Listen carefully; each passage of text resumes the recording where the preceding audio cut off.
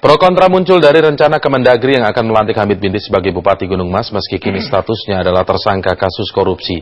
Sebelumnya Kemendagri sendiri pernah dikritik saat melantik kepala daerah lain yang juga menjadi terdakwa korupsi. Tidak ada yang salah dalam undang-undang, namun bagaimana soal moral dan etika kepantasannya? Kami mengulasnya dengan Mendagri, Gamawan Fauzi yang hadir dari luar studio. Selamat malam Pak Gamawan. Selamat malam Mas Indra. Baik, dan di studio ada pakar hukum tata negara Irman Putra Sidin. Selamat malam Mas Irman. Malam Mas Indra. Baik, saya mulai dari Pak Gamawan terlebih dahulu sebagai klarifikasi. Pak Gamawan, jadi nanti Hamid Binti ini akan dilantik di tahanan atau di luar tahanan Pak? Ya. Yang melantik itu kalau bupati kan gubernur. Oke. Mas Indra. Ya. Jadi yang melantik itu tentu gubernur Kalimantan Tengah. Tadi beliau kebetulan koordinasi dengan saya.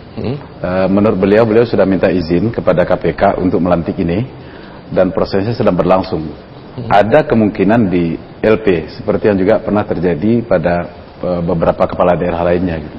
Ada kemungkinan di LP. Baik, Pak, kita ingin masuk ke yang lebih substansi Pak. Secara peraturan perundangan memang tidak ada yang salah. Kita lihat semuanya baru akan dinonaktifkan setelah menjadi terdakwa. Dan Hamid Binti, dalam kasus Hamid Binti, memang masih tersangka. Tetapi kemudian publik bertanya bagaimana soal etika dan kepantasannya Pak. Artinya secara moral di sini, bagaimana seorang tersangka korupsi tetap akan dilantik menjadi kepala daerah?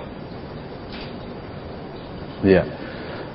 Bu Vendigol dulu pernah jadi terdakwa, kita lantik ya. Kita lantik, tapi pada hari itu juga kita serahkan pemberhentian dari bupati yang bersangkutan, Bu Vendigol. Ya kalau tidak pernah jadi bupati, tentu tidak pernah kita nonaktifkan. Nah, padahal dia jadi bupati terpilih hasil pemilihan kepala daerah. Karena itu tentu kita lantik dulu, terus baru dinonaktifkan setelah ditetapkan sebagai terdakwa. Jadi alasannya lebih kepada prosedur Pak ya? Agar bisa dinonaktifkan setelah dilantik, karena kalau tidak dilantik tidak bisa dinonaktifkan, maksudnya seperti itu. Tapi akan lebih bagus, ini kan tidak boleh kita campur adukan ya. Akan lebih bagus kalau yang bersangkutan kemudian misalnya dia sebagai tersangka sekarang, ya. Kemudian kan kita masih menunggu sebagai terdakwa baru bisa dinonaktifkan menurut undang-undang. Ya. Nah, akan lebih elegan kalau sebagai tersangka yang bersangkutan kita dorong untuk menyerahkan kewenangannya ini kepada wakil supaya tidak memimpin tetap dalam penjara. Inilah sebenarnya sekarang kita lakukan dengan Bu Atut gitu. Oke.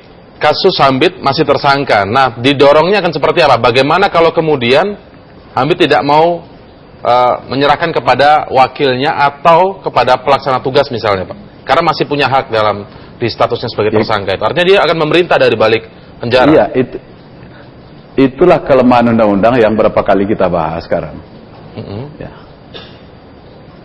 Ya, tentu harus kita tunggu dulu. Yang bisa kita lakukan adalah bagaimana mempercepat dari tersangka menjadi terdakwa kalau kita mengambil aturan secara normatif gitu ya, seperti itu. Karena undang-undang mengatakan ya dia bisa dinonaktifkan apabila sudah menjadi terdakwa gitu. Nah, kenapa dulu ini saya pertanyakan juga, kenapa pasalnya sampai seperti itu? Karena ketika orang jadi tersangka yang melalui proses kejaksaan misalnya, itu kan seringkali juga terbit SP3-nya. Nah, beberapa incumbent ini bisa diupaya-upayakan oleh orang lain untuk jadikan aja tersangka dulu gitu. Nah, sehingga dia sudah dinonaktifkan dan tidak bisa mencalon lagi gitu. Ini salah satu alasan dulu katanya dalam pembuatan undang-undang. Saya tidak ikut waktu itu. Sehingga menunggu saat sudah terdakwa begitu Pak ya? Iya.